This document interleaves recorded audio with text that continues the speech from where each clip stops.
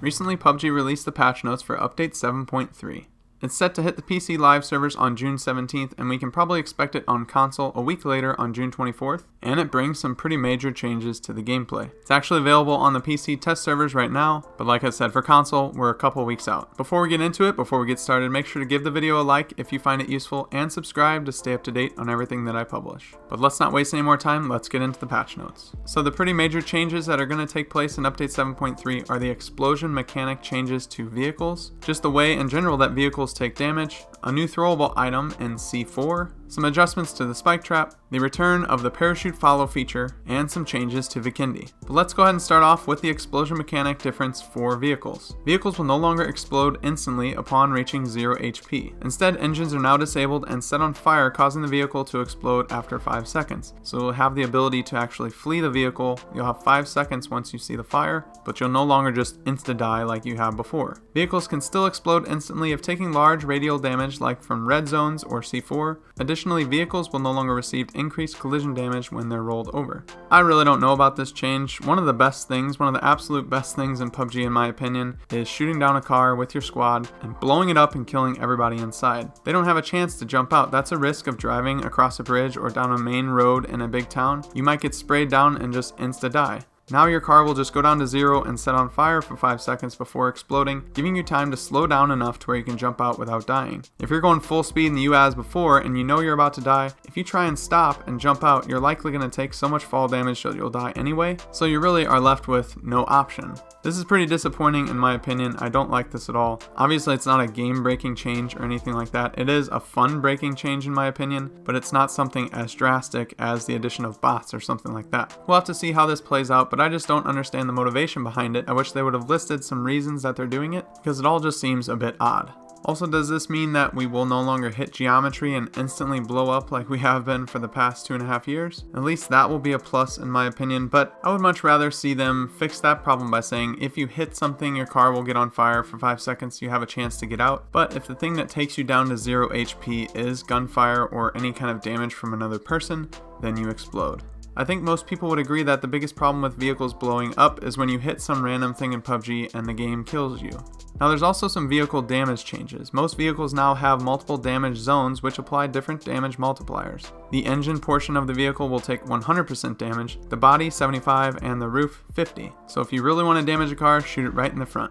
Now on to the new throwable item, the C4. And some of you may be thinking, wait, we already have that on Karkin. Actually, those are called sticky bombs. And I guess that's the main reason they didn't call it C4, even though basically everyone I know calls them C4. But no, this is a brand new thing, and it's way more lethal. C4 is not intended to be just another throwable item. It has very short range as far as throwing it goes, and it has an automatic countdown of 16 seconds. The C4 will start beeping and automatically detonate 16 seconds after being thrown. Detonation cannot be stopped or activated early. There is a warning LED on the C4 and audible beeping with increasing intensity clearly audible inside the damage radius, which will warn you of the upcoming explosion. The C4 will stick to most surfaces, including vehicles, but it does not stick to players. Now the effective damage radius of the C4 is 25 meters with a lethal damage radius of 15 meters. And for all you Americans out there, that's about 45 feet. So just imagine yourself 45 feet away from another person. They will die in that zone. The shockwave emitted from the explosion is so powerful it damages all enemies within its radius, even if they're behind cover. Now will it lethally kill somebody within 15 meters of you if they're behind cover? We still don't know that for sure, but that's a huge area.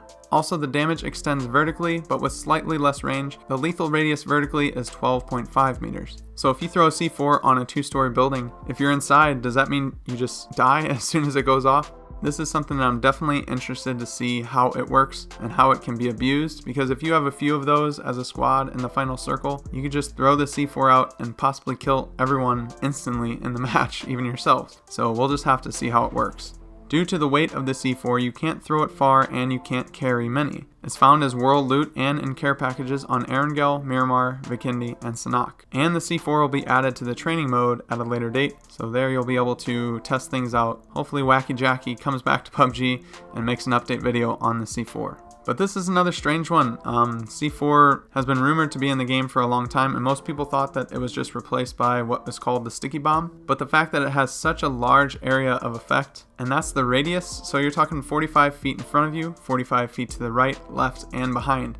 and that's the lethal range. 25 meters for the damage portion is 75 feet each way. That's huge. So this could be something that drastically changes the game, but like I said, we'll just have to see how it plays. And really quickly, spike traps have been adjusted. The spike trap length has been increased by 50%. I always thought that they were a bit short. They basically only cover the span of a car, so having them a little longer is a good thing. Now on to a feature that I was excited for when it first was introduced in Season 6 on the PTS, and then it never made it to the live servers because of an issue: the parachute follow feature. This is designed to help teammates land together, and for those teammates that don't really know how to parachute well, you can tag along with a teammate that's pretty good at it and land together. Also, this works great if somebody has to take a break or go to the bathroom, or if they're AFK, they can always just assign themselves in the pregame lobby to someone, and then you won't have to worry about landing AFK and getting killed. During the pre-match countdown, Follow UI will be shown at the bottom left of the screen. You can open the map to select a teammate to follow, and you can still select a teammate to follow up until exiting the plane.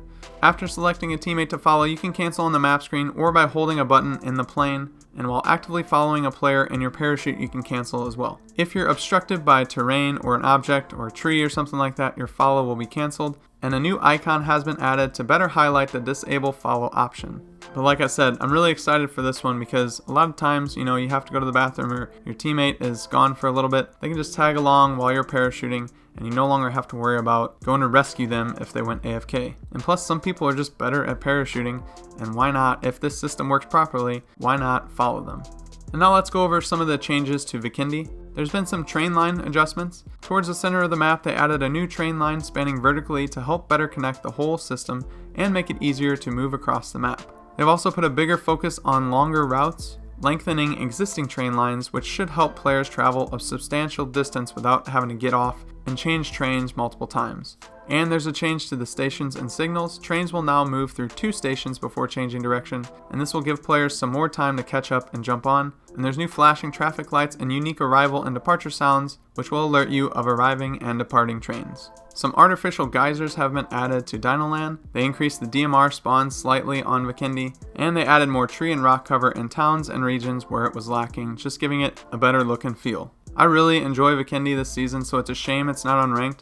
I've heard rumors that it's going to be unranked in Season 8, so for the game's sake, I really hope that that's true, because it's definitely one of my favorite maps to play, and I was pretty sad when they took it away and really excited when they brought it back. It's just unfortunate that some of the circumstances happened at that same time. Now there's some other stuff in here, but these are the PC patch notes for update 7.3. I'll likely go over this again when it goes out on console, so you guys know everything that's included. There's different UI improvements, performance improvements, but some of those might be limited to PC, so I don't want to get into it too much on this video. So in my opinion, update 7.3 has some good stuff and some bad stuff. I definitely like the parachute follow system, and I'm going to use that myself. The C4, we'll see. It could be a giant broken mess, and I highly doubt it's going to be something that's added to ranked mode, but it'll definitely be interesting, and it will change the game, I can tell you that. The fact that you can die, like I said, 45 feet in front of the C4, to the left, right, and behind, that's a massive area of destruction, so we'll see. Also, the thing with the vehicles not exploding, I think that is just not a very good decision. It was probably done for competitive reasons because it's just an insta-death. You kind of get caught out in a bad situation. You're driving down a street and a whole team just starts focus firing on you and you lose your vehicle and all of your lives. But that's the risk and reward of PUBG. If you don't want to have that risk, don't drive. But like I said before, it's not a game-breaking thing or anything like that. That's not something that people are going to quit over. Unless you're really into bridge blocking, then you might be pretty mad. But as always, you guys will have to let me know in the comment section below what you think and if you're excited for some of these changes. And be sure to hit the like button if you found this video useful and subscribe to stay up to date on everything that I publish. I've uploaded a few Warface breakout videos on my channel recently, and I have to say I'm really enjoying the game. It's something that I can play solo and actually want to do it, and I'm just really loving this style of gameplay. So if you haven't heard of Warface Breakout, or if you don't really know what it's about, make sure to check those out, because I do plan to upload more. But I haven't quit PUBG by any means. I'm kind of splitting time between the two right now, but who knows what the future holds. Also, if you have Twitter, make sure to follow me at YTBoris15. The link is in the description below. But with all that being said, thanks for watching. I hope you guys have a good rest of your day. Until next time, I'll see you later.